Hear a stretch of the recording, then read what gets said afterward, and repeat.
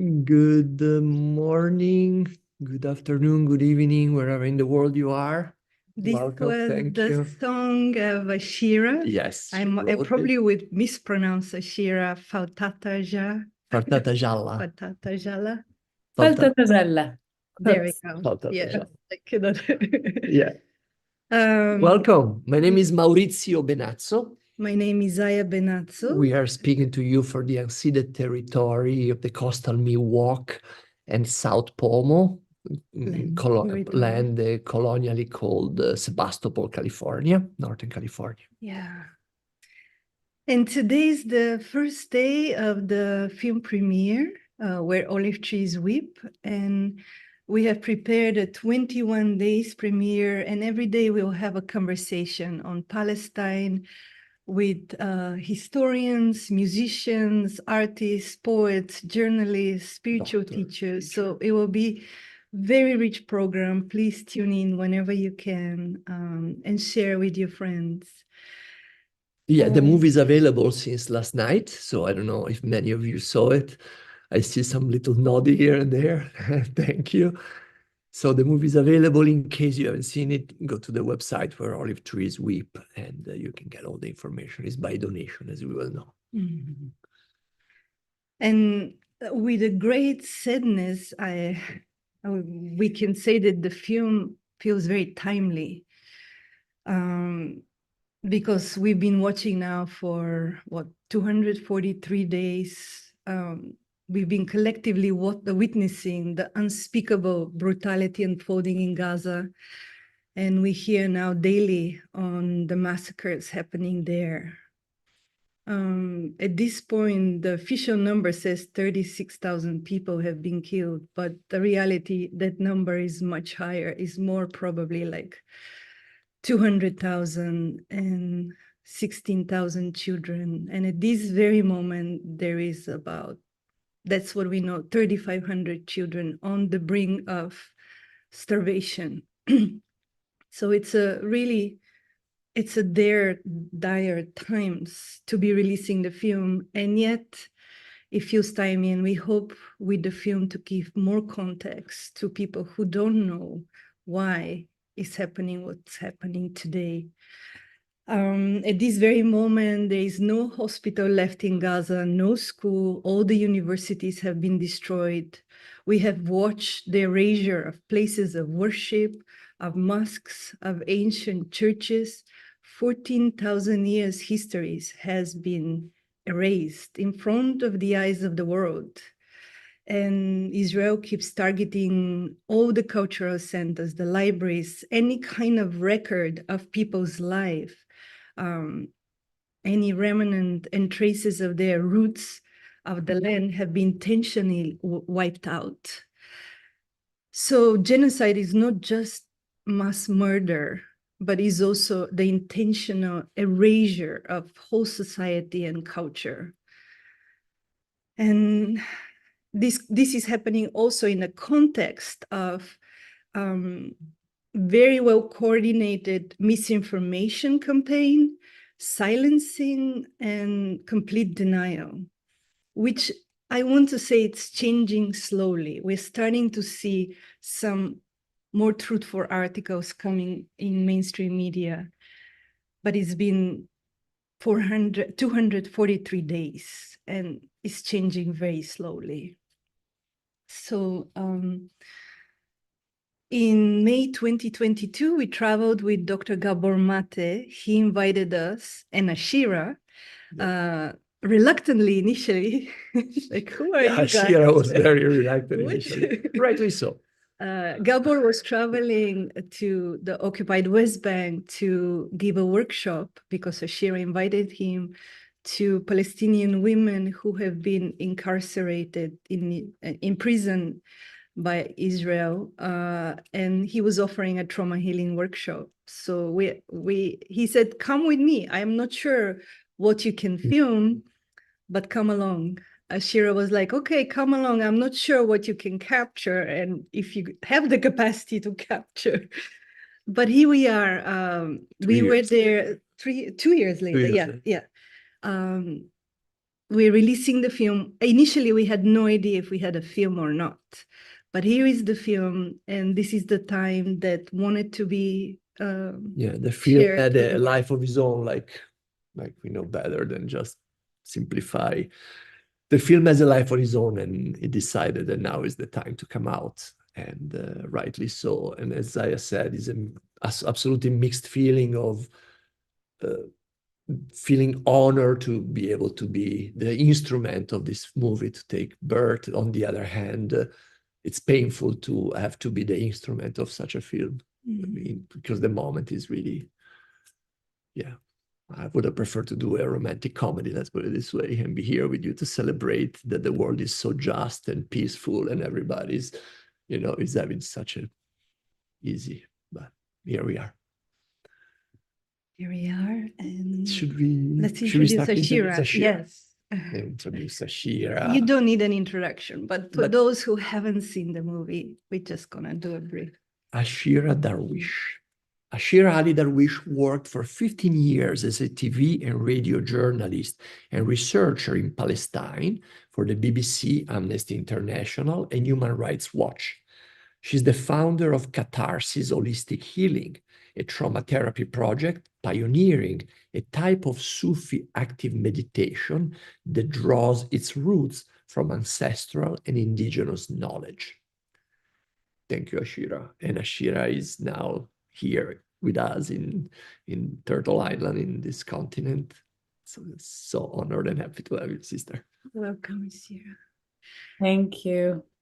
And I'm honored to be here and to be able to speak and to be able to, I would say, freely speak. When Zaya Maurizio told me that we're going to start with the film, the most important thing for me was I want to come out and shout. I want to come out of Palestine and shout, because we haven't been able to even open our mouths throughout this whole ethnic cleansing, genocide in the West Bank, in 48 lands. We have been silenced, and it just feels great to be able to speak, just to be able to speak and say what's going on, and to do anything possible right now to let the world wake up and see what's going on, and to hopefully make it stop.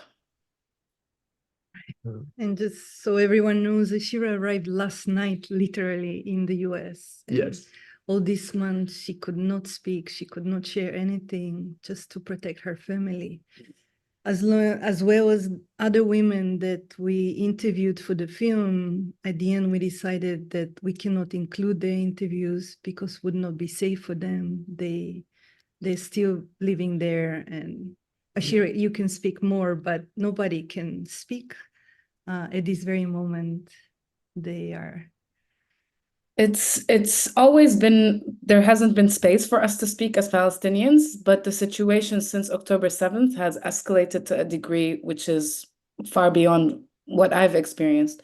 We've normally, like, to give you an example, if you go to prison, if you speak out prior to 7th October, on social media, for example, if you write anything in support of a liberated free Palestine, if you're in the 48 land or in occupied Jerusalem, you can get a sentence of 6 months in prison for just saying, we have a right to exist and we have a right to resist. Now you can get a sentence of 2 years. My friend is now awaiting a sentence. They've asked for 2 years for sharing a poem about resistance, not even writing the poem, just sharing it. Murad Mhaysin sits in jail, wasn't able to be with his wife for the birth of their second child, just because he shared a post. Journalists, activists, anyone, if you say anything on social media, you can get tracked, arrested, detained. Children also have been arrested for posting things on social media. If you dare to speak out in the normal media, that you even have a higher risk. If you dare to sing like Dalal Abu Amne, you can get harassed. Settlers will come to your house. You can get attacked. No one is safe at this point. There's no safety in sharing your opinion, let alone even try to act or protest or demonstrate. They have been crushing any form of protests in 48 in Jerusalem and in the West Bank. And it has gotten to a situation where people are just terrified of saying anything, and we just have to bottle it in. It's so hard to see what's happening to the people in Gaza, and there are families, there are breath and blood, and we can't even say that what is happening to them is wrong. To that point, we are crippled by the Palestinian Authority, who also arrests, detains, and tortures anyone who is speaking out, anyone who's organizing protests. We can't. It's just unbearable. And of course, if you're in Gaza and you dare to speak, you get bombed into bits and pieces. You've seen the Al Jazeera reporter, his family, his child, his wife were killed just because he was speaking out. And other than the targeting of journalists directly and killing them, it is the worst thing that I've experienced in my lifetime, and it just doesn't get any better.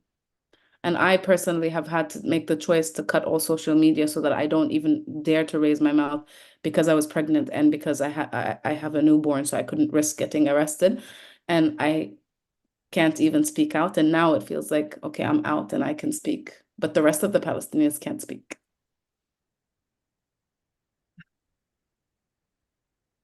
And you were living in Ramallah. What's the daily reality in Ramallah? Like, what is it? Just if you can give us a taste of it. I just heard that they bombed the market like 2 days ago. They destroyed the biggest market in town. So on a daily basis, living in occupied territory there's nothing normal about living under occupation. And what we have to go through is daily checkpoints, daily dehumanization at these checkpoints. Other than the fact that the Israelis go into our cities. So since there's like life pre 7th October and after, and what happened is it just multiplied. So things just became more aggressive, and the settlers became much more aggressive. And if you can imagine, like for us to go from Jerusalem to Ramallah, which used to be a daily ride, all of the Palestinian Bedouin camps and houses have been completely eradicated. The settlers moved them out under threat of killing them, and they've completely opened, ethnically cleansed entire areas, and Palestinians can't go. So we haven't been able to use most of the streets. For me to go, just to give you an idea why I had to go to Ramallah, because my daughter, I'm from Jerusalem, but because my daughter has, we wanted her to go to the kindergarten, a specific kindergarten, we couldn't cross what would take us 15 minutes from Jerusalem to Ramallah would take us 3 hours.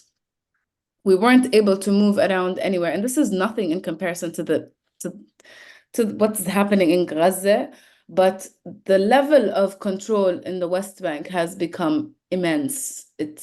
We are living in cages, and it's just about survival. We wake up, we see the news, we know what's going on in Gaza, and we can't go out to the streets. We went out a few times in Ramallah, and the Palestinian Authority rammed a protester, killed them on the first protest to make sure that they curb any kind of protests. If you're active if you're in Jenin, if you're in Nablus, it's literally target zone. I wouldn't say it's a war zone because we don't have we don't have an army. But Jenin has been turned over, and this was prior to 7 October. They've been raiding Nablus and Jenin and trying to eradicate any form of resistance in the refugee camps. This has been the strategy, and this has been the strategy also in collaboration with the Palestinian Authority. So they work together in order to... They're bought by the Palestinian authorities. Yeah, so if you think it's a puppet government, yeah. Exactly. It's so you would have if the Israelis can't capture a wanted Palestinian, then the Palestinian Authority is sent to capture them or torture them or threaten them. So there's coordination on all levels in terms of maintaining the security of Israel. So internally, there's just it's boiling and bubbling, and there's no room to go with all that. Yeah, it's going to the market, you have to think 3-4 times. A mother and her child were shot in the car in Jeep, which is close to Ramallah, just because soldiers felt that there was a threat. Every move that you make leaving your house is a risk. And this is just in the safe zone, let's say Ramallah. But yeah, in the rest of the cities where they're in Tulkarem, it's a complete closure. You can't go after the houses. They've gone after the infrastructure, attacking people every day. There's like 10 in Jenin, 10 martyrs a day you would find. In Nablus, they're targeted 3 martyrs just this week. So it's a complete ethnic cleansing on all levels. In Jenin, you see the mass murder machines in operation, and in the West Bank, it's been slow and ongoing for 76 years, and it just increased the vibe in the last 6 months. Yeah, I think they've killed like 500 people since October 7, and there is no Hamas, right? No, this whole no Hamas, there is Hamas. There's more Hamas now than there was before October 7th. This idea that there is no Hamas in the West Bank so they can kill everyone in the West Bank, no. We use it sometimes. Sometimes people say there's no Hamas and look what they've done to the West Bank. The reality is there's a rainbow of political parties in the West Bank and in Gaza, and they have the right to be there. And even if there was Hamas in Gaza and there is in the West Bank, there is Hamas in the West Bank, no one has the right to do what they're doing. And the excuse, let's say now we have 500 Palestinians killed since October 7th. Just to give you an idea, in 2020 and 23, it was the deadliest year for the Palestinians in the West Bank. They killed over 300 people, including children. It's never using the issue. They use the issue, the bubble of Hamas or political parties, but at the end of the day, this is an this is an occupation with an ethnic cleansing ideology, which has come in and has been active. It goes up in waves, how it operates on us, but they've been trying to wipe us out all these years. They've been trying to wipe us out, clean us out, kill us in all forms of ways. If it's, sometimes I think, I used to say this before what happened in Gaza. I used to say, Ya Allah, if they want to kill us, why don't they just kill us fast? Like come in, put us all like burn the ghettos and burn us like fast, so that we don't have to go through this daily life under misery and occupation. Having your kids being in prison, having no one in the West Bank or in all of Palestine hasn't endured from this life of dehumanization, life of occupation. It's just that there's slow death and there's fast death. And the Israelis choose the pace they want to go. And it's systematic, it's on every level of existence it's carefully planned, controlled, and implanted. From East Jerusalem, not allowing us to get married to anybody. If you have an East Jerusalem ID, you don't get married. If you get married to someone from the West Bank, you lose your IDs. Trying to kick us out from from all of Jerusalem. In the 48, there's 41 laws that discriminate against Palestinians of living in the 48 land. It's on every single level. Our neighborhoods, what we get in municipality, the education system, they're trying, if they can't get you by killing you or imprisoning you, they're going to try to push you so hard so that it's not a place where you want to live and you would eventually leave.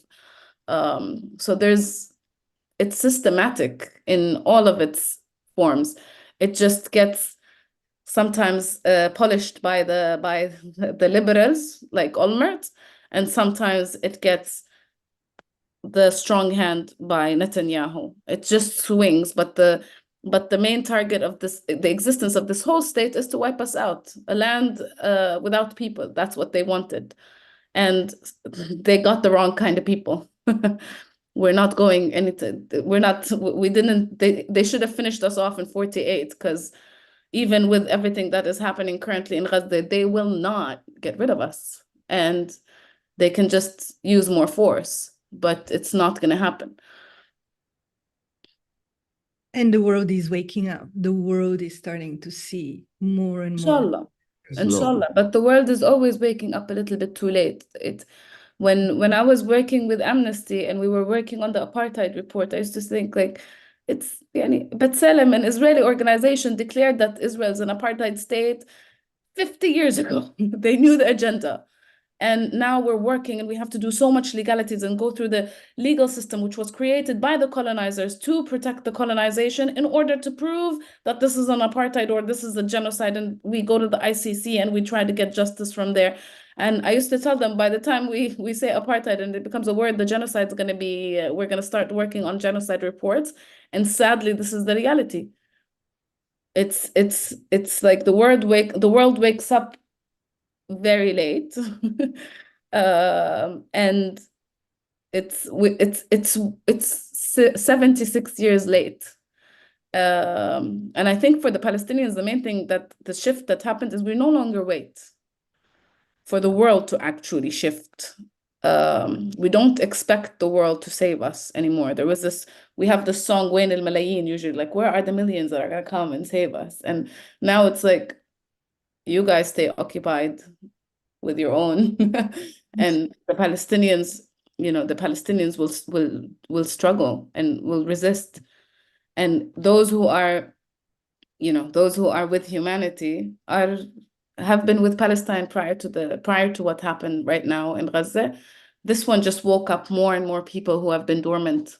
But it's like you need to wake up and remember that you're 76 years late. So the roar needs to be like amplified, amplified in ways that it's not an end. It's not only about a ceasefire. It's not only about a ceasefire. The ceasefire is going to stop them from killing a few people in Gaza, and we need that desperately so that people can survive clear. But what we need is an end to this occupation, not one day more. It's the calls that we also see the world needs to come to. It's like, don't put a plaster and bandage our killing right now, just so that the West can continue to live and this problem is put away in a drawer. And continue to sell the weapons. And continue to sell the weapons, and we continue to live the slow, silent death in the West Bank and 48, and they eradicate us slowly, like Mahmoud Darwish's poem about the natives. And that we will become like the natives following the horse, our remnants will be the horses on the land. So there's a chance here for humanity to correct what has been done. And not only to us, because I feel like we're so connected to all the other people of color and people who have been colonized and people who've suffered. So this is a chance for all of us to clear this cycle. And I hope I see it. I see that it will happen because we have faith and hope. And that's the only thing that keeps us going. So yeah. Can you say something about how dehumanization actually has paved the way to this genocide and how this has been, in the work for a century or even, more than that?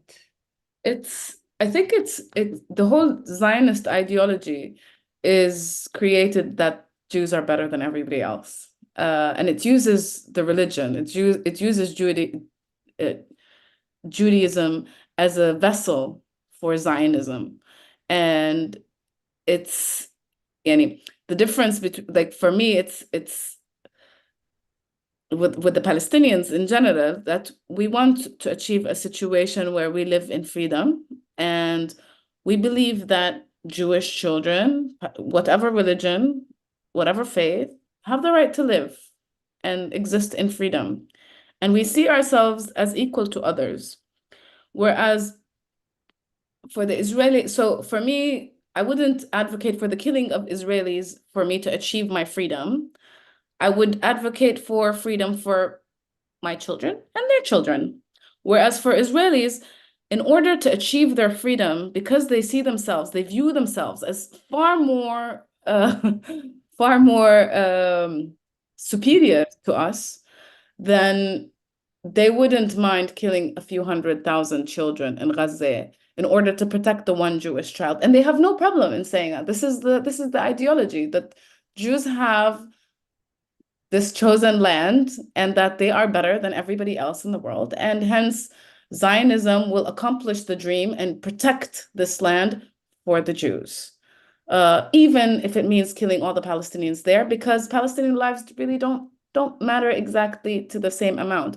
So when you're brought up in the Israeli system, in the Israeli schools, this is what you're educated. You're educated that you're superior to everybody else. It's fear-based to the point that it's engraved in each and every child's veins that the whole world wants to kill you. Anti-Semitism is a threat, and every second everyone is coming after you. And it's Zionism uses this Jewish fear in order to advocate for all the murder and for all the control and for all they control the Israelis. The Israelis are more occupied than we are because their whole religion is occupied, their identity. They're forced into an army where their kids have to go and shoot other kids and burn them and maim them, and they have to go back to their bases and pretend that everything is okay and come out normal from this situation.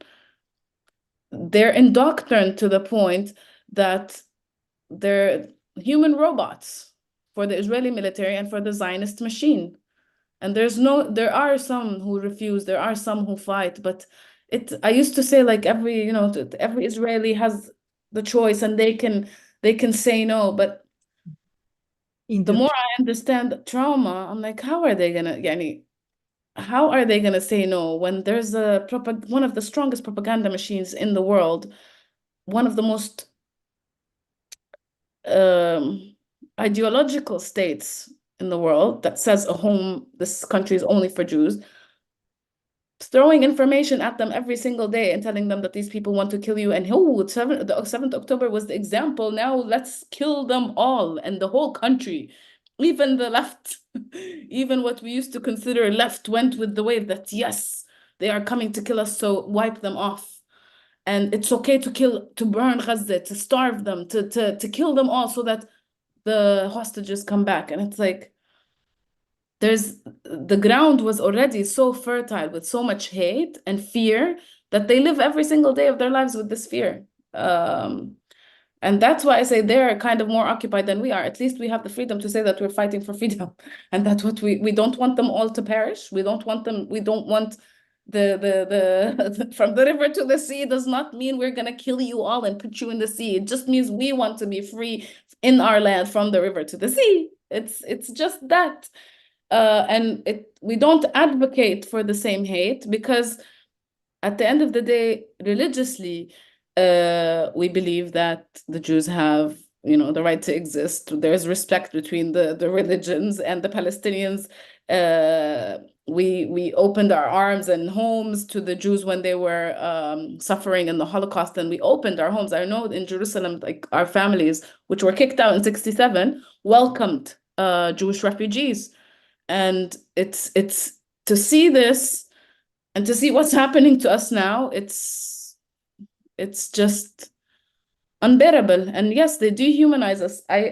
When I go on checkpoints, we have so many tricks to Palestinians. So I used to cross and bring all my friends from the West Bank, because when I grew up, it was still open. So in 2000, when we supposedly signed a peace agreement and sold Palestine for the PA, the Israelis closed the checkpoint. So as a kid, all of my friends couldn't come anymore to my home, and Jerusalem was divided, and there was checkpoints everywhere. And this is like the peace that they promised. So I would put everyone in my car and drive through checkpoints, because I know how the Israeli mentality thinks. If you don't have a hijab and you have a tattoo and you look like a bunch of liberals in the car, there's no way that you can be a Palestinian. They wouldn't stop my car. They wouldn't ask a question. Sometimes we would be stopped, and because of the way we look, sometimes I would speak to Israelis in Arabic, and they were like, are you an Arab? I'm like, yes, Palestinian to be exact. I'm like, no, but did you live outside? And I'm like, why? Just because I don't look like the image that was given to you, that there's a hijabi woman coming to kill, or that I'm not dark enough, and I can always see it with my mother, who's a little bit lighter skinned, and when she goes and does things and she speaks Hebrew, versus anyone who they have this stereotype of what Palestinians are, and they work everything around that. To them, as I said in the film, we're rats. You can eradicate them. They look at the kids in Gaza and they say, "Oh, okay, they're all future bombs. Yalda, explode, burn them." They've been taught this since childhood, sadly. And what needs to happen is they need to be liberated in order for us to be liberated. Their minds need to be liberated. Like, I don't advocate for putting to do Nuremberg style courts, because at the end of the day, these people need like hospitals, that they need therapy. They need years and years and years and years of therapy to undo what has been done to them. And yeah. I mean, imagine also we are hearing already a lot of not a lot, but some suicide in the army happening, that they are also, they some kids, human beings, yeah. they kids still that could feel perhaps. And imagine how, trauma, you can't even, we came to make a movie on trauma, and that proved to be impossible actually to even begin talking about trauma. But you have deep understanding of trauma and how it works. And so how do you understand that people who have experienced such a severe trauma would come to this new land and inflict the same violence, the same mentality which was inflicted on them, on the Palestinian? Like, you don't see Jews in America, running with guns after Palestinians. There's something with the Zionist ideology and the creation of the Zionist ideology. There are a lot of Holocaust survivors that have liberated minds, and they're not supportive of the Zionist state. The re-trauma and the cycle began with the creation of the Zionist state, and with the beginning of the ethnic cleansing. And had they even created the state and it wasn't based on ethnic cleansing, I don't think we would have reached where we are today. If it was a state that was created as a home for Jews, as a refuge, in a sense, if that makes any sense. It's the ideology of removing the original, removing the native of their land and taking that land. And it's a colonialist ideology that sinks in with the United States. It sinks in with the West. It sinks in with the ideology that we are superior and we're coming to the Middle East and putting this entity in the heart of your Middle East so that we can control everything there. It's a political agenda, and they use the Jewish trauma. They use Jewish trauma. Perpetuated because they know that there's fear. They know that there's fear because what the Jews have experienced is nothing. I landed first from Palestine into Germany, and I wanted to go to see concentration camps because I've grown up with this semi-ADHD obsession about it, because I couldn't understand how it could be done and how people could do it to each other. And I also didn't understand why the Israelis are doing this to us after what was done to them. And what happened, I think I've never felt darker energy in my life than being in a moratorium room in the concentration camp. I cannot even begin to imagine or think that I know what it feels to be that person who watched their family go into a gas chamber. That trauma is not something that I can even comprehend. My small human mind cannot even comprehend how people went through it. So I cannot see anything except for that the Zionist state used this fear, this innate fear, this intergenerational trauma that's in the blood, in order to control people into creating these massacres again. If you put anyone and educate them in the Zionist state, they will do the same thing. It doesn't have to be a Jew who survived the Holocaust. I don't think their trauma is the reason why there's this aggression. I think it is the use of powerful people using the Jewish trauma, using the pain and the fear in order to manipulate and create these masked soldiers. Because I've seen Druze in the army, I've seen so many people from different sects, and it's the same mask. It's the mask of fear, it's a mask of hate, it's a mask of dehumanization for the other. They've dehumanized themselves in order to be able to dehumanize us. And it's not the trauma replaying, because otherwise you would see the Jews doing the same thing all over the world. And this is not it is a religious war in the sense of what the Christians, the new liberal Christians want to do and what is shown on the surface. But the reality of it is there are people who are controlling them. If you look at what happened to the ultra-Orthodox community in Nuturei Karta in Jerusalem, if you look at the Orthodox community and how they live inside the state and why they're living as settlers in the poorest areas, and their social status, you can see that this state is not created for the Jews. This state is created for very, very rich, affluent European Jews and not religious Jews. The ultra-Orthodox community does not live in the same standards. They do not raise their weapons. Some of them are Zionist, but the majority of them are anti-Zionist. And it's a state that uses them. It's a state, and it's the US also that's complicit in this. It's not only that the Israeli government, it's an ideology that was created to use this Second World War. They were too late to save the Jews, and they could have had the chance to go save them. Today's D-Day. So late. 6 million people perished before they arrived to save them. And to use, after the Europeans and the Americans saved whatever is left, they used them.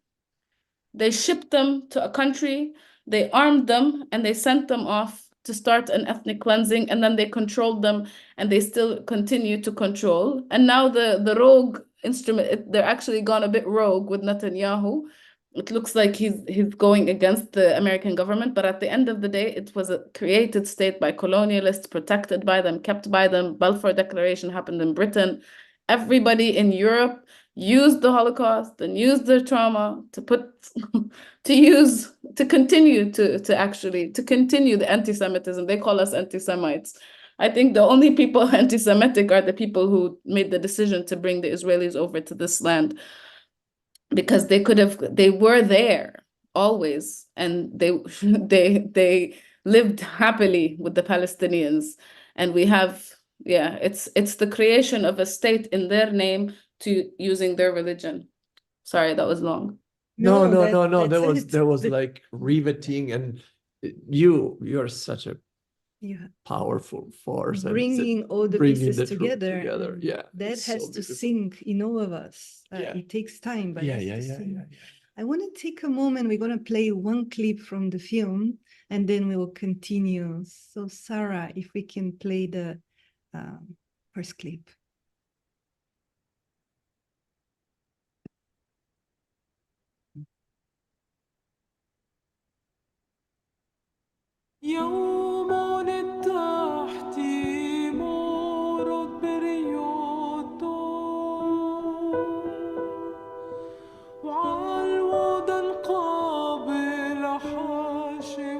Working on trauma in this context is extremely challenging, because as we were saying, you are not on a situation where the traumatic situation had happened, and now people have a safe space where you can work on that. So you need to understand that working on trauma will be on a context of ongoing traumatic situation.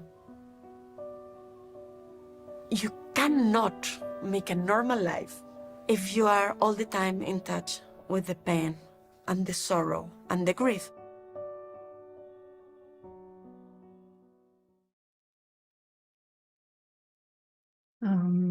Two things. This was filmed in the cave of the patriarch. So if you could say something about this and visualize what that means. I mean, this is a temple that both people are, it's a sacred place, and how it's divided and how it's segregated and how the Palestinians are treated and how the Israeli, if you can give a glimpse of that, and also speak about your work with the trauma healing, with catharsis, and what you see and what you've learned in doing the work you do on trauma healing.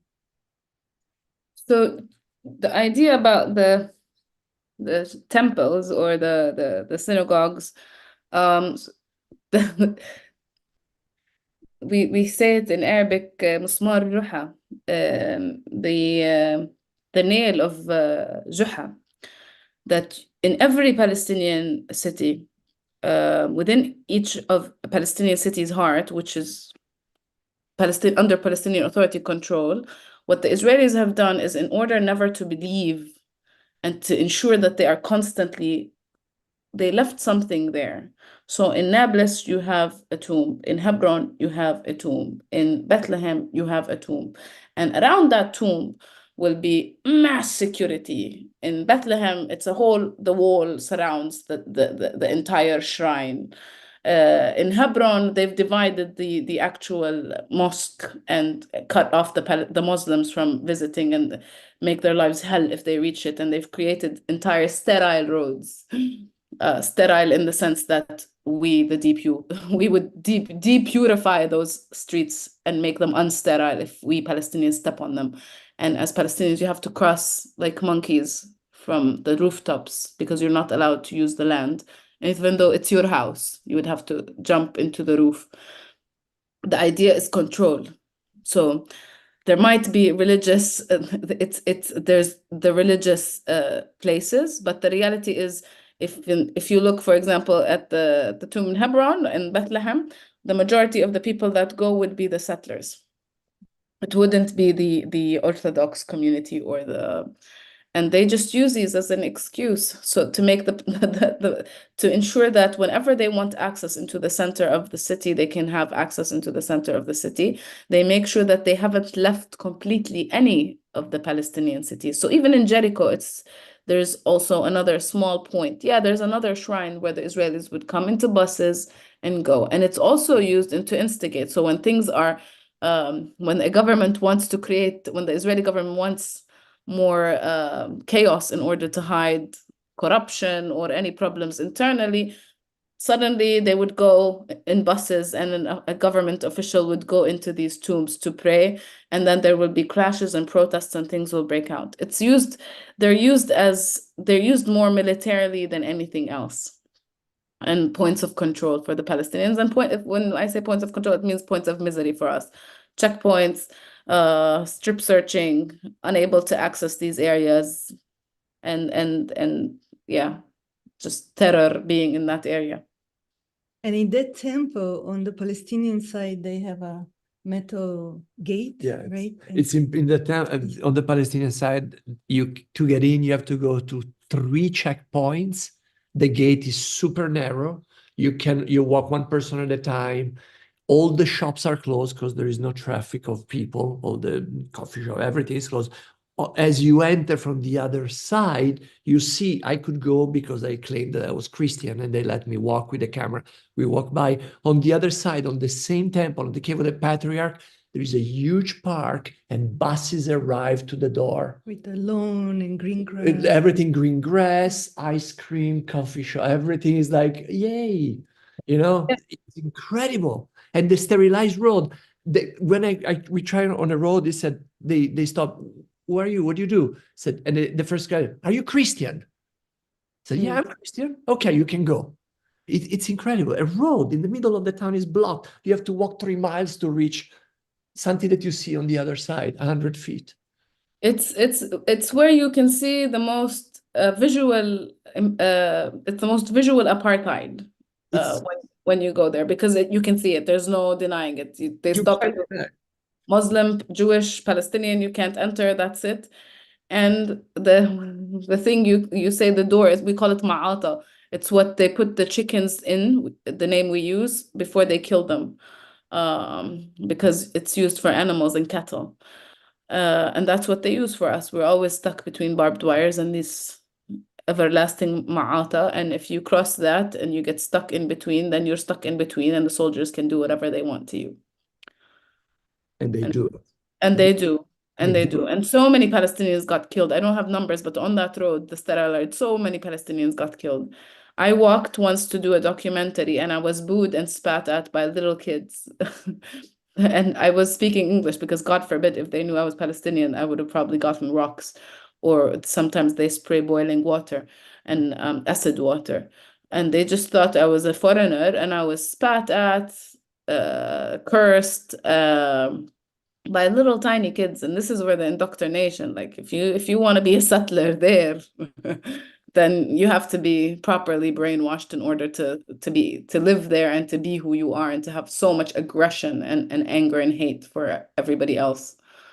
We actually witnessed the kids coming out of school and surrounding the soldiers and cheering up around them. It's like, you're the hero, you're the hero. Kill them all. Kill them all, kill them all. Then they came towards us, again in Hebron, they came towards us with the camera and said, what are you doing here? What are you doing?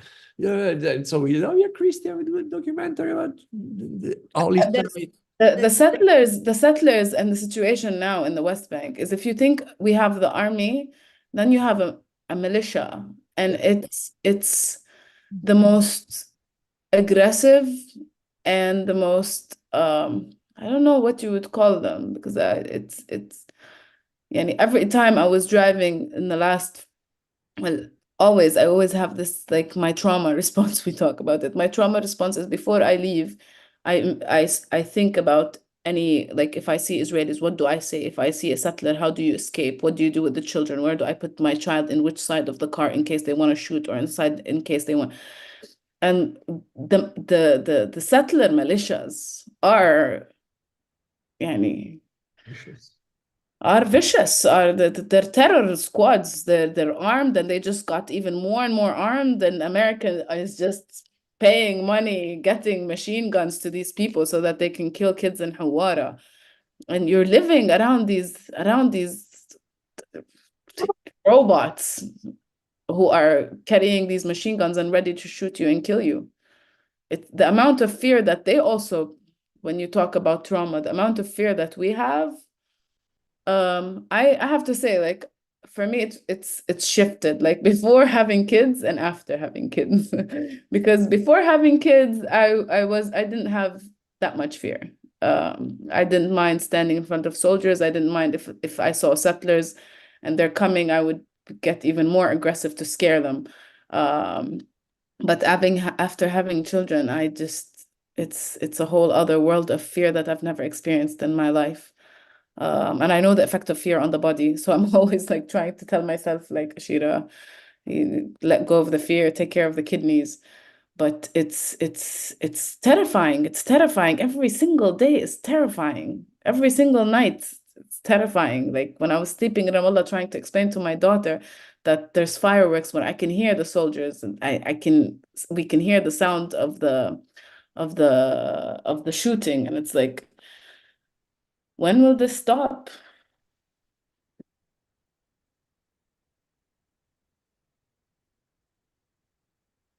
And I look at the pictures coming from Gaza, beheaded children, burned, charred, the amount of killing that happened on the earth in this past,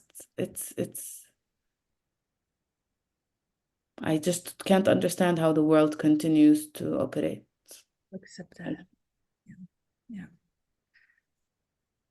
I'm just looking at the time, and I would like also to take some questions, but before we do that, if you can just say something about you work with catharsis Yeah. and your vision. I mean, how do you even envision healing after genocide? Where do you even begin? So for me, the reason why I moved from journalism and human rights work into trauma work is because of my personal injury and my healing journey. And I wanted to share that. Western psychology does not work with us, and it's imposed upon us as people of color and people with occupied bodies. It's imposed on us that and the concept, the idea that you would sit and talk about your trauma and do talk therapy during, when you are still occupied, never worked for me. And my experience was horrific. I was re-traumatized every time I tried to do therapy for my arrests. And I wanted to be able to provide something else that works for us, works for occupied bodies, works for brown bodies, works for people who have gone through trauma that's intergenerational, that continues to affect their genes and their daily lives.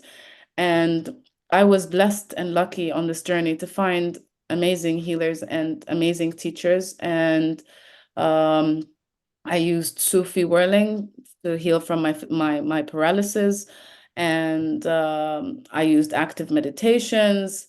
And I wanted to share that. And I wanted to share it first with children who came out of prison, because that was my experience. And I felt that that was the point that changed my life and shifted who I am and who I would have been hadn't I been in that situation. And I wanted to be able to give children the chance to come out of prison and feel alive again, and to refine themselves and redefine who they are after the arrest, because you lose yourself in those places. If you think of hell on earth, and if you think that being killed or your family being killed in front of you is something, and being inside an Israeli detention interrogation center, you would wish death every second.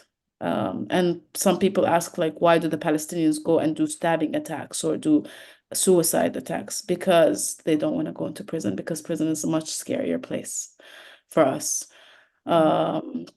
And if you think right now, as we speak, there's 9,300 Palestinian bodies incarcerated. From them, there's 200 children. From them, there's 60 children that are held under what we call administrative detention, without the right to a lawyer, without any charges, just because the state of Israel decided to put them in there. So it felt like I have to do something, and it was my calling. And I wanted to share these tools. I started with children, women and girls who came out of prison. And that's how I connected with Dr. Gabor. And that's how we created the conference 2 years ago. And that's how I met you guys. So we do therapy, holistic therapy, liberation therapy, for children, women, and adults. And since the war started, we had our center in Gaza. We worked in cooperation with NOAA. Sadly, one of the buildings of the center was bombed, and the kindergarten and the center have been turned into shelters right now. And there's the head of the organization had to leave Gaza. But we used to do amazing work there with the children, and it's the work that what was wonderful is that our nervous system works with our therapy, in the sense that just as we retain intergenerational trauma, we have intergenerational resilience. And we've gone through the Nakba and the Naksa, and our bodies know that we have tools. We have tools within us, and each and every body that comes from intergenerational trauma does have the keys and codes to heal. It's just about how you work with these cues and keys. So when I saw what was happening with the children in Gaza, and when I worked with the kids in Ramallah, they taught me first a lot of tools that are available to us. I sat with the children from Bedouin communities, and I was asking them about, like, let's do some meditation, and they were like, no, let's scream. And I was like, yalla, let's scream. Teach me how to scream, because we've been told that we can't scream. So we sat and we shouted. And after that, we put the dahiyya. And the dahiyya is a Bedouin type of dabke and dancing. And when I was listening to the rhythm, it's the same rhythm that we do in Kundalini. And I was like, this works. This works with our body. Faith works with us. We have sumud. We are the ones who teach sumud. We have resilience comes from us rather than from outside to us. It's just about bringing that up. We don't need to be sitting in after incarceration and being told that it's our fault that we went to prison and that there's a problem with that. There's a problem. We need somebody to tell us that what you fought for is what you believed, and there's nothing wrong with what you did.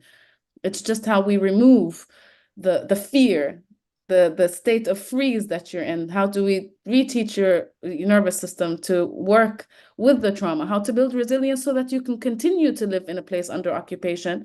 Because we can't teach a child to unlock, to release all the trauma and to release their responses if they're living in Silwan and the soldiers will come and they need the freeze response. Because if they don't freeze when the soldier comes and they run like a normal child, they will be shot with bullets in their back. There are things that God gave to us innately in our bodies and so that we can be safe, and we don't want to mess with that nervous system. So I saw it work. I saw it work with Children Gaza, and we had the pleasure of having Dr. Gabor, which was amazing, and to have you guys. I was a bit skeptical in the beginning. I was like, what trauma are they gonna find here?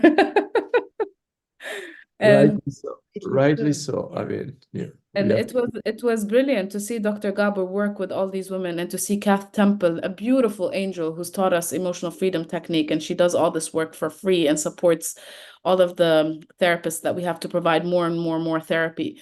And we had Zahira Maus, who came from the Netherlands to do dance therapy. It was just a brilliant experience to have all these people coming and volunteering. They all volunteered their time, their effort to work with not only former prisoners, but also other activists. And it was just a wonderful experience and a healing journey that for us, and I think it was also an experience for everybody who came to meet with us, because they're still connected and they want to do more. Because once you see the resilience, you can also feel it, and you want to work with the Palestinians. And the idea now, of course, with the genocide, how do you heal from a genocide? You look at the images of people in Gaza, and I've been working during this time to keep my sanity, because it's sometimes you can just die from seeing the images, and the trauma seeps into your soul. I wanted to work with the women and children who were left in the West Bank, and cancer patients who stayed in the West Bank, and I was working with them during this time, and we're providing them with therapy sessions, and they are resilient. There's something else. There's something, the faith is so strong. And the faith gives us the power and the ability to go on. The yaqeen that we know in our hearts that we will stay on the land, we will stay resilient, and no matter what happens, if they kill us, they might kill 1, 2, 3, but we will continue. Keeps us strong. And it has the type of healing needs to be an empowering healing, because we're not victims. As I said, the Israelis need a different kind of therapy. But at this point, for the Palestinians, we need empowerment, and we have how many thousands of orphans right now that we need to work with. And what we want to do, the vision is we rebuild the center in Gaza. We still have the workshops with the women in the West Bank. We want to be able to do summer camps right now for the children. We want to teach more therapists. We want to train more therapists. We want to also exchange with people from around the world who want to exchange. So we have 400 beautiful volunteer therapists from around the world that are offering now free therapy sessions to all the Palestinians wherever they are. There's beautiful souls coming together to do this. And we have an angel who's on the call who's made all of this happen, because we do need support financially in order to do this work. And we need angels to continue to come to provide so that we can give services. And we will do it. It might look like the end of the world, but me knowing and seeing the faces that I know from Gaza, and the Gazawis who have left Gaza and are in Jordan, and saying we will in Egypt will not move an inch from Egypt so that they can return to Gaza with all of the destruction to rebuild it. there's resilience and there's life there, and we live for that life, and we know that we can rebuild whatever. And our souls and hearts, even if they have damaged us, the most important thing for us, the Palestinians, right now, is to maintain our faith in ourselves and to maintain our humanity. Because what they want is to turn us into them. And what we need to do is to protect what's in us, to continue the smiles, to continue dancing, to continue standing on the ground and talking to the earth and planting the trees that you're going to plant, so that we can continue to stay there no matter what happens, and singing our songs of freedom, because it's coming, it's happening, it's just a matter of time. And no, there's not a chance in the world that a brutal system will continue to exist after what they have done. They will not. It's just a matter of us holding together, holding strong. The protests that are happening in the US, the students, everyone who's moving an inch is moving a mountain. Because we cannot, in Palestine, don't expect the Palestinians to march and protest and talk in the West Bank or in Gaza or in 48. We need the voices of the free people around the world to push. And they can do the external push, and the Palestinians will do the resilience. Wow. Thank you, Ashira. Your voice is so important Oh at God. this time. You bring the wisdom, the resilience, And the power. the strength, and it's just deep both to you. And I'm so delighted you are in this country, even though this very country is part of the destruction. But here we can make a change today, and it's happening. But you have to go to the art to make the real change. And now, yes, you're here. Your voice will be Thank you, sister. amplified, and it's much Yeah. needed. And I'm here also to connect with the natives of the land and the occupied bodies that are here. So that we can do together. And I think it's important for this land to also have its its shift, because there's injustice, there's more occupation here. Absolutely. And it's been put aside like, oh, it never happened. But it's Yeah. changing here as well. It's changing. It's changing. Inshallah. Inshallah. So if you could raise your hand, and we have received questions, so we can read also some questions, but if you would like to come live, let us know. And ideally, Alex. Alex. Let's bring Hello. Hey, Alex. Hey, hi, Maurizio. Hey, Zaya. Hello, Ashira. Thank you so much.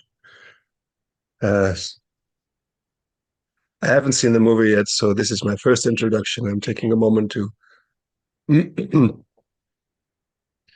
to acknowledge what I'm seeing and feeling in myself. And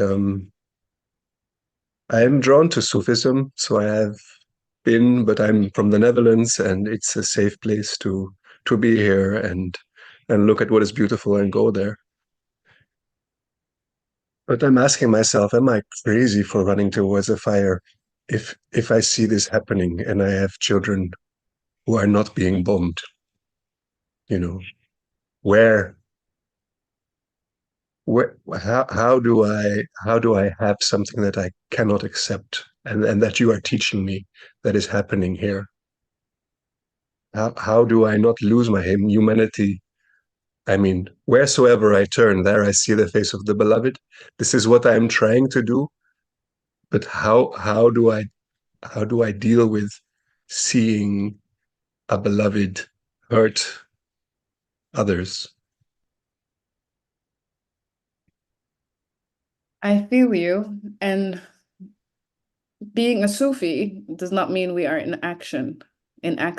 It means action. I think a lot of people think that spirituality means sitting and praying in a cave. But the reality of it is it's work. It's hard work. It was never easy. Al-Hallaj got killed, and he was kissing his murderers, and he was saying, God will forgive you.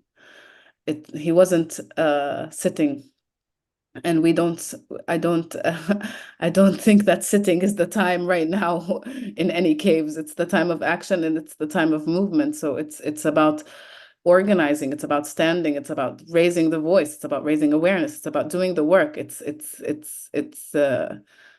We keep our prayers and we keep the faith, and the spirit guides us. The spirit guides us to keep the faith and to keep moving, and just trusting that. But we don't stop moving. We don't stop moving when we see children getting chopped and burned to death. No, no. That's the time to act. That's the time to move. That's the time to mobilize. That's the time to teach your children of what is going on. That's the time to get your children on the street. That's the time to write letters. That's the time to do everything that's within your power to do. And it's the world is not going to change if we all sit and wait for it to change.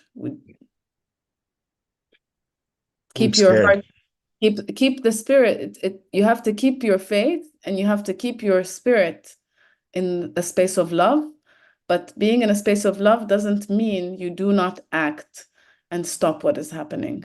And you do not do, and you don't get the fear. The most important thing is not to allow their fear to infiltrate your body and your spirit. So I feel that fear that is in me translating into blame to them, where I give my power away, because then they are to be blamed. it's not about them being blamed. There's a blame. Of course, there's a blame. They're committing a genocide. We see it.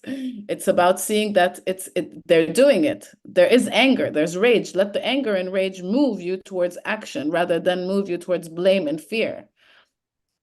It's being able to say that something is wrong and to say that they are to blame. The governments are to blame. Netanyahu is to blame. I said the Israeli soldiers and the people who are committing the crimes, the commanders need to be taken to trials, and God help them. What will happen to them? At the end of the day, the judgment of God is far, far, far stronger than anything that we can provide on earth. I don't believe in prisons, and I don't believe that sending them to prison will help. I believe in divine intervention, and God will do whatever it takes. The thing is to act to stop them. And you stop them not by being weak, and you don't stop them by being silent. Especially if you have the ability to speak. For Palestinians, if speaking means going into prison and losing your life, hold off. If you have the means and the power, like people who have the means and the power and who have said their word and who have taken action, then do take the action. But if you're sitting outside in Europe and you're buying Starbucks, no. If you're sitting outside and not in the street and not protesting, then there's something wrong. If you're sitting in a temple and talking about love and peace, no, it's not going to happen. Love and peace, love and peace, and all of it while children are burning is not going to happen. Thank you for showing me that you are not afraid.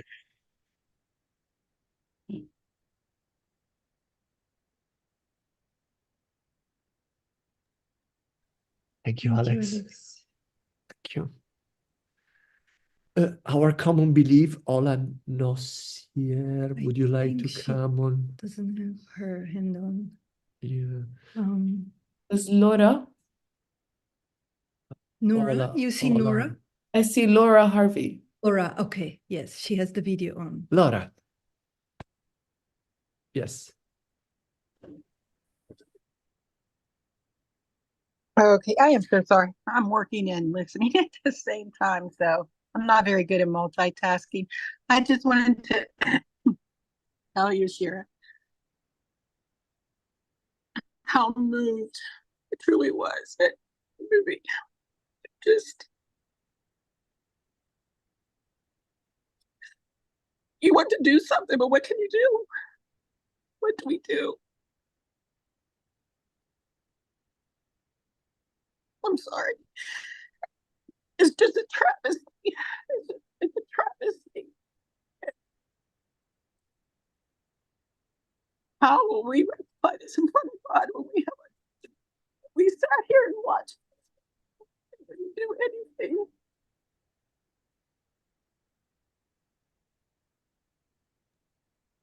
I'm sorry. It's okay. I see the pictures of the babies. I follow groups. I'm trying to be active in my community. We have an Arab recreational center that has meetings. I'm trying to be involved, but when you know the government has been taken over by AIPAC, you know that there's all these millions of dollars being put into our politicians. Our government has been hijacked. We are going to do what Israel tells us to do. We're not going to do what's in the best interest of people. We're going to do what's in the best interest of whatever the Jewish lobbyists tell our government to do. How do we overcome that? How do we fight that?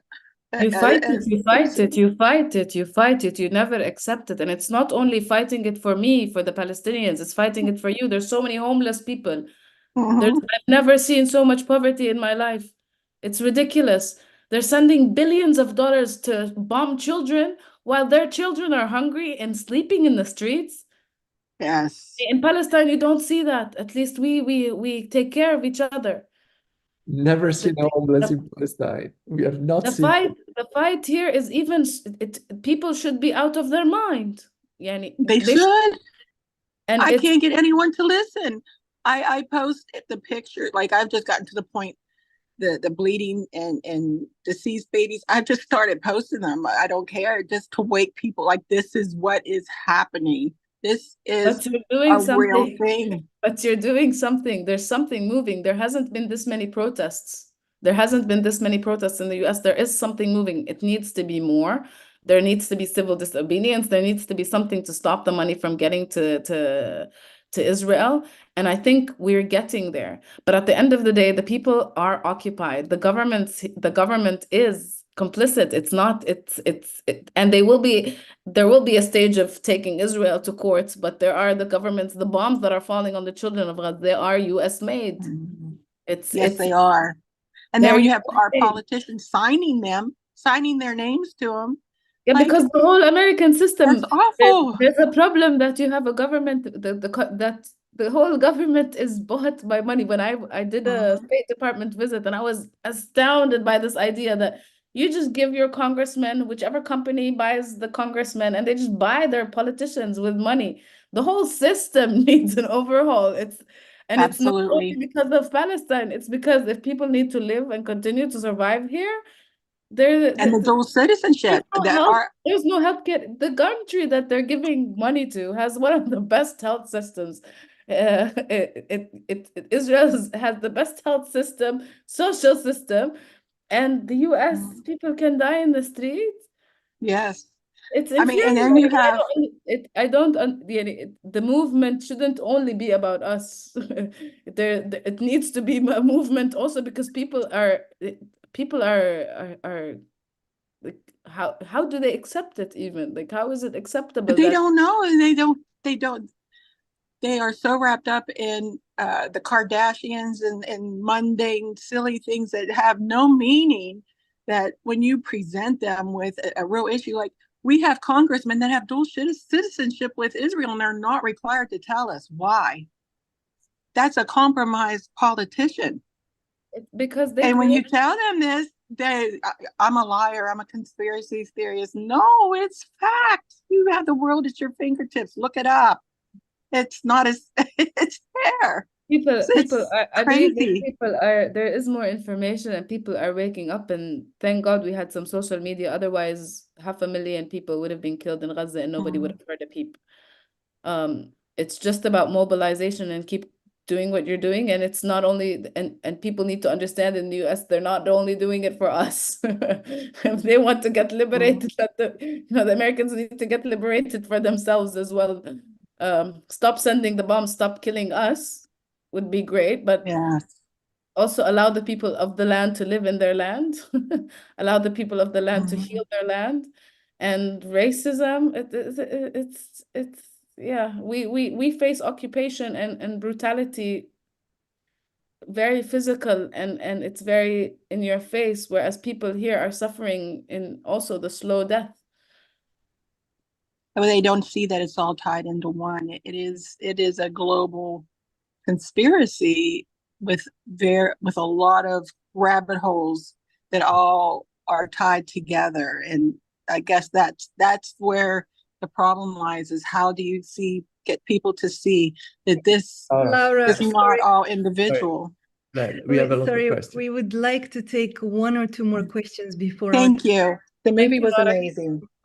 Thank you so you. much. Our common beliefs. There we go. Assalamu alaikum.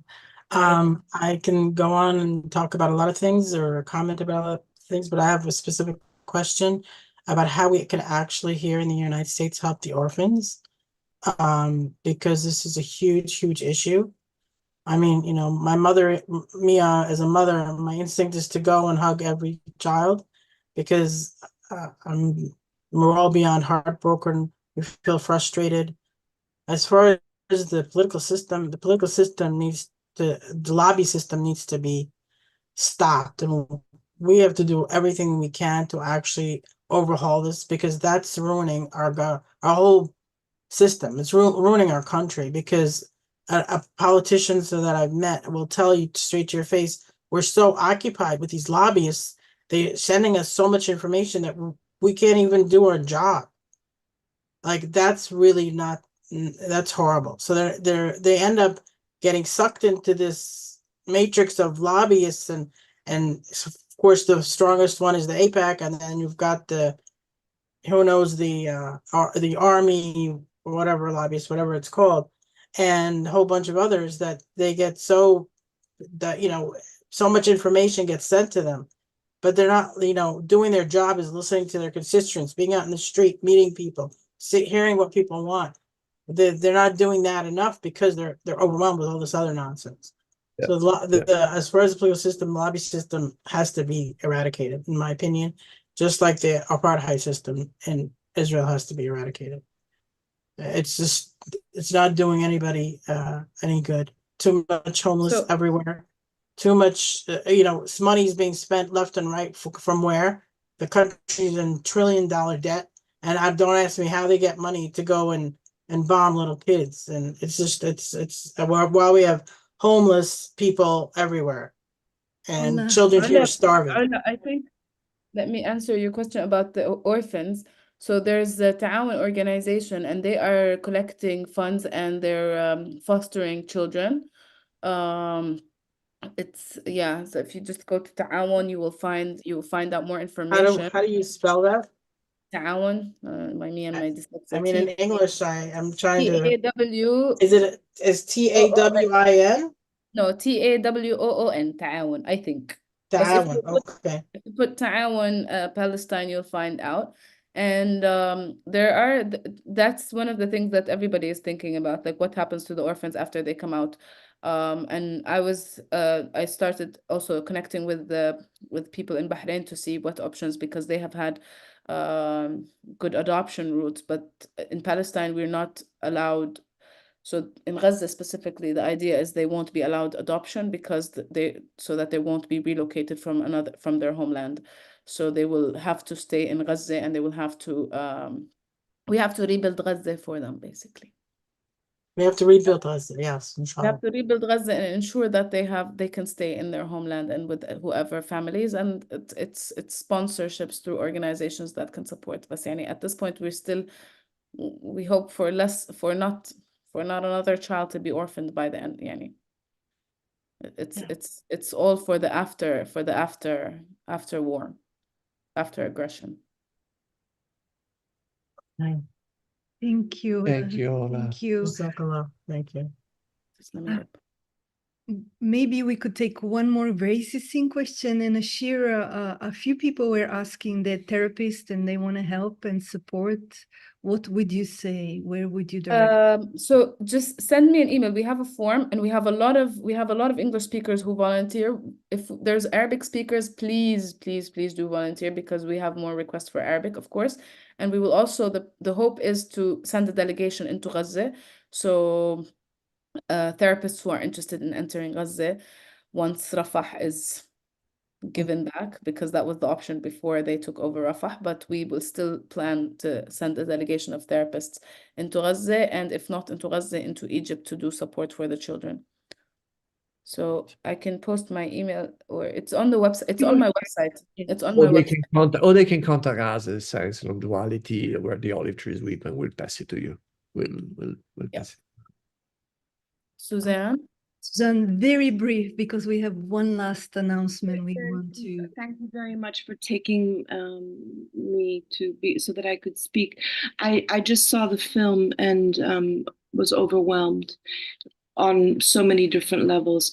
I am a translator. I live in Spain. I would like to offer to translate whatever I can into Spanish. So please, I'll send my, I don't know where I'd like to send my email. It's already being translated into Spanish. You could review it You and can review it. maybe make sure it's good. Correct. I could do that, absolutely. Then I also just wanted to say, you know, that I lived in Israel for a long time, and I come from a family of Arab Jews. My uncle Abraham Serfati was an activist and a political prisoner in Morocco for a long time. So anyway, I face within myself, I have faced within myself this incredible conflict of identity. But what Gabor Maté says in your film, he says, I want the truth. The truth is what matters. And for me, what you are showing to us is the truth. And what you are speaking to me is the truth. And I am aligned with the truth. And so I, would like to volunteer. I don't know what I can do to hands-on. I'm an artist. I work with children. I want to make myself available. And thank you. So much. You can, there will be more information to support on the website, so you can definitely check it there. Yeah.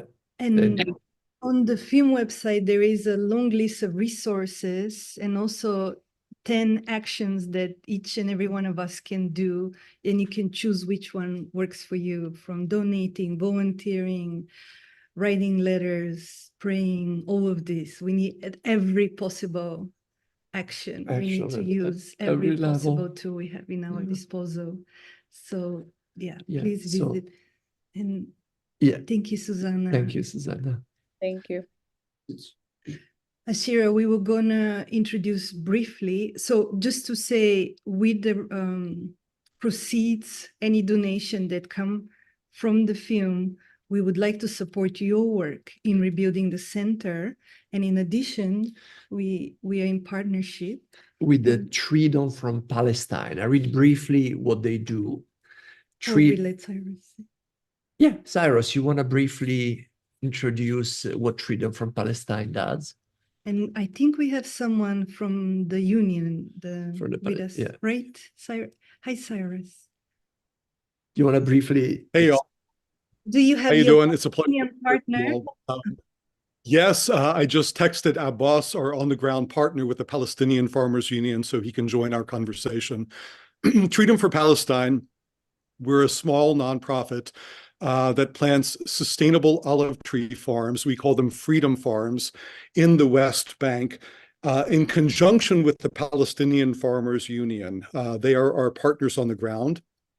Our freedom farms are they're small, sustainable 2.5 acre farms with 250 olive trees. They are irrigated and they are fenced for the protection of both the trees and the farmer. And these particular farms are agents of so many things. They're agents of prosperity, of communal strength, environmental balance. Just by planting these farms, we also help Palestinian farmers hang on to land and making sure that Palestinian land stays in Palestinian hands. And also climate action. Because the cool thing about olive trees is they live for an average of 500 years, so that this becomes a real sustainability initiative as well. And it's a symbol of resistance for all this time, right? This is a symbol of Palestinian resistance, planting olive trees and reaffirming the connection to the land. And as you see in the film, since the water in the West Bank cost up to 30 times more for a Palestinian farmer, if the land is not farmed, the Israeli have an extra good excuse to take it out if it's not farmed for 3 years. And a little thing I want to add, when we went to see your site, we realized that the person you feature on your website is in our movie. It's somebody we met when we were filmed by chance. It was Mutaz. It was completely, what? So it was this ancestral connection that brought us together as the two organizations. So as Cyrus was saying, the donation we receive from you, we will help plant olive trees in the West Bank. In addition to work with Ashira to build the school. So we need, Ashira, you talk about big angel, but we also need a lot of small angel, and each and every one of us can be a small angel. Each and every one of us can do something, some small little thing to make this insanity to stop. So yeah. It's time to be active. Yeah. Is Abbas here?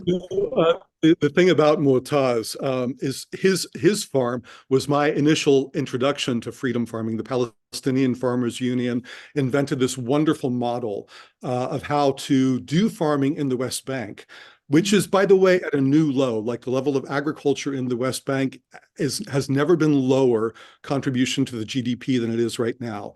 But the PFU invented this concept of farms that are fenced, that are supplementally irrigated, the number of olive trees, which is just right, so that Mu'taz's farm was the very first farm that they planted in this regard. And it was the first farm that I visited in the West Bank when I was there. That was my introduction to the wonder and power of planting olive trees. Mu'taz, I don't know if you know this, but he has a nickname. We're running out of time. The Lion of Jordan Valley. We're really at the end of our time. So I want to just give final words to Ashira again. We're at the end of our time. So thank you so much for joining us, and let us know if in the next minute or so. It's already, we're out of time. Yeah, if he joins us, we want to give his voice as well, hear his voice. And Ashira, a few people are asking if you can ever go back. I don't know if you have an answer. I was looking at the questions, and I didn't want to answer.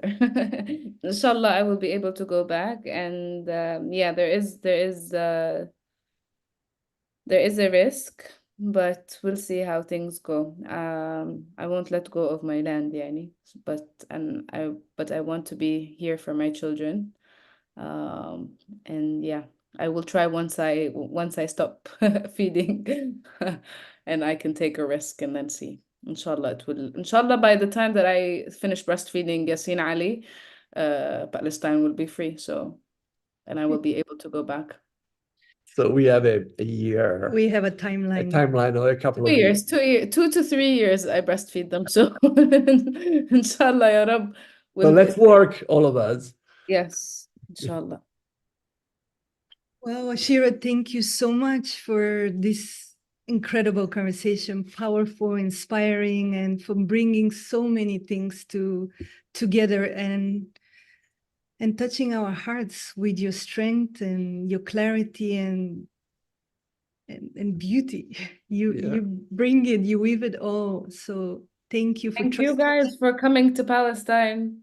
And thank you for I don't know if we're going to be allowed to ever go back, but I would love to, because I have now this heart connection with the people we've met and with the land. We will go back. The land seeks its people. Thank you so much for everything, and for everything you've been doing since the beginning of this genocide. You've opened hearts and minds around the world, and that's not.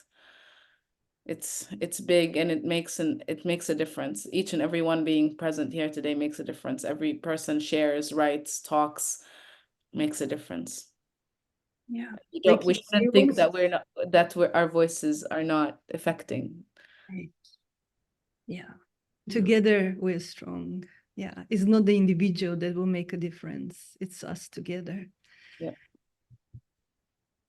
Thank you, everyone who was with us here today. Please keep sharing the film with your communities and friends. We have also lots of screenings all over the world. I think now over 60, 70 screenings in the next 40 days. And We'll be here every morning with different conversations.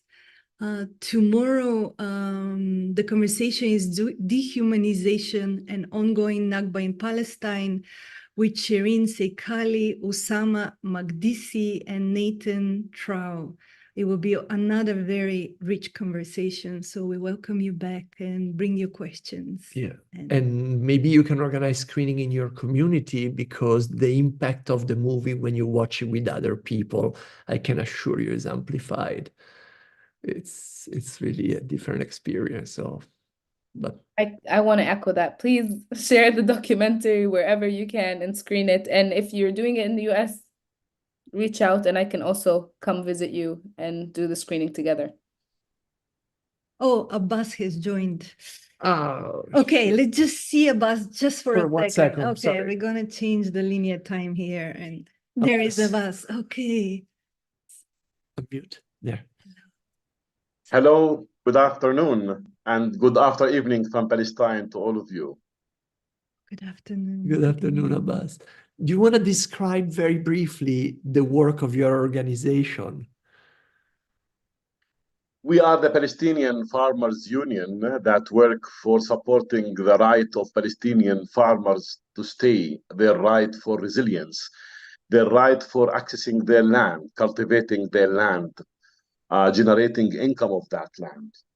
And we are the umbrella of all farmers across West Bank and Gaza. Unfortunately, now the situation in Gaza is very difficult, and the agriculture sector on most of the farms owned by our farmer members in Gaza have been completely destroyed. But inshallah, there will be a chance where we will rehabilitate and bring back hope to all our farmers in Gaza, who will re-establish their farms, and they will start producing fruits, inshallah, when this war will be over. And that will happen soon, inshallah. In West Bank, we work a lot on cultivating olive trees and establishing olive farms. As you may know, olive sector in Palestine is the largest sector where all people love and highly value the olive tree. It symbolizes peace, symbolizes love, symbolizes holiness. So all people love that tree and would like to plant that tree. It lasts strategically for hundreds of years to come. And the income that is generated is very good for all households. So we help our farmers cultivate and establish their olive farms. And for us, olive farm has different meaning. From one side, when we cultivate a land with olive trees, we protect that land from being confiscated or taken due to the complexity of the situation on the ground, the increase of settler violence against farmers' lands in West Bank. So cultivating that land makes it difficult for being confiscated. This is, playing with the already existing laws. And second, by establishing farms, we help farmers generate income for their household. And olive oil is one of the very important produce farmers are loving, interested in. And olive oil among Palestinian families is one of the basic need they all store during the year, and they like to eat every day. So it's a very important thing.